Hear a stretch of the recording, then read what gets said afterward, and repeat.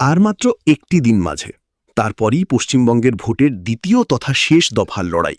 আর তার আগেই বাগযুদ্ধে চড়ছে উত্তাপ। প্রচারের শেষ লগ্নে রথী মহারথীরা সকলেই রাজ্যে। একদিকে রাজ্যে নরেন্দ্র মোদী, অমিত শাহ, অন্যদিকে যাদবপুরে পদযাত্রা করবেন মমতা বন্দ্যোপাধ্যায়। প্রথম দফাতেই বাজিমাত করে ফেলেছেন বলে দাবি দুপক্ষেরই। এই পরিস্থিতিতে প্রতিটি দলই নিজেদের মতো করে আসন সংখ্যা নিয়ে দাবি করছেন। ২৯ এপ্রিল মহারণ ভবানীপুরে শুভেন্দু অধিকারী বনাম মমতা বন্দ্যোপাধ্যায়ের লড়াই। আর সেই লড়াইয়ে দুজনই বড় দাবি করছেন। দুপক্ষই বলছেন জয় নিশ্চিত করে ফেলেছেন তারা। ভবানীপুরে দাঁড়িয়ে মমতা বন্দ্যোপাধ্যায় দাবি করলেন, প্রথম দফার যে নির্বাচন হলো আমরা সেঞ্চুরি পেরিয়ে গেছি, আর আগামী নির্বাচনেও আমরা আরও একটা সেঞ্চুরি পার করব। এই জন্য বিজেপি ভয় পেয়ে গেছে। যে ভয় পেয়েছে সে মরেছে।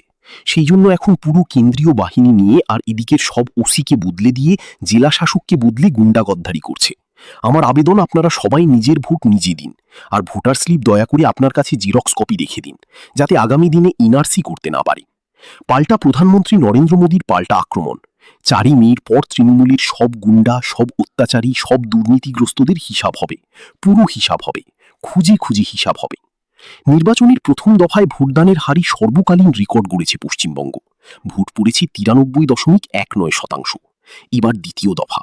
তার ঠিক আগেই শুভেন্দু দাবি করলেন, ইভিএমে আমার ১ নম্বরে নাম আছে, মমতা ব্যানার্জির নাম আছে ২ নম্বরে। নন্দীগ্রামেও মমতা ব্যানার্জি ২ নম্বরে ছিলেন, আমি ১ নম্বরে ছিলাম। ভবানীপুরেও মমতা ব্যানার্জি ২ নম্বরে আছেন এবং ৪ তারিখে গণনার দিন ২ নম্বরেই থাকবেন। ভবানীপুরে কি হবে?